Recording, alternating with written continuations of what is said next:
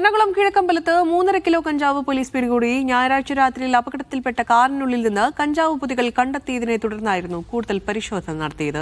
Car അപകടത്തിൽപ്പെട്ട പ്രദേശത്തിന്റെ തൊട്ടടുത്തുള്ള പറമ്പിൽ ഒളിപ്പിച്ച നിലയിലായിരുന്നു കഞ്ചാവ്. അപകടത്തിൽപ്പെട്ട ആലുവ സ്വദേശി ശ്രീരാജിനെ ചോദ്യം ചെയ്തപ്പോഴാണ് കഞ്ചാവ് ഒളിപ്പിച്ചിരിക്കുന്ന സ്ഥലം കണ്ടെത്തിയത്. ശ്രീരാജിന്റെ ഒപ്പമുണ്ടായിരുന്ന പ്രതിക്കായി പോലീസ് അന്വേഷണം തുടരുകയാണ്. ആര്യ വിനോദാണ് കൊച്ചിയിൽ നിന്ന് വാർത്തയുടെ വിശദാംശങ്ങൾ നൽകുക. ആര്യ, ഇവർ സ്ഥിരമായി കഞ്ചാവ് വിൽപ്പനയിൽ ഏർപ്പെടുന്ന പ്രതികളാണോ? എന്താണ് വിവരങ്ങൾ? പ്രതികളെ കുറിച്ചുള്ള കൂടുതൽ വിവരങ്ങളൊന്നും തന്നെ ലഭ്യമായിട്ടില്ല.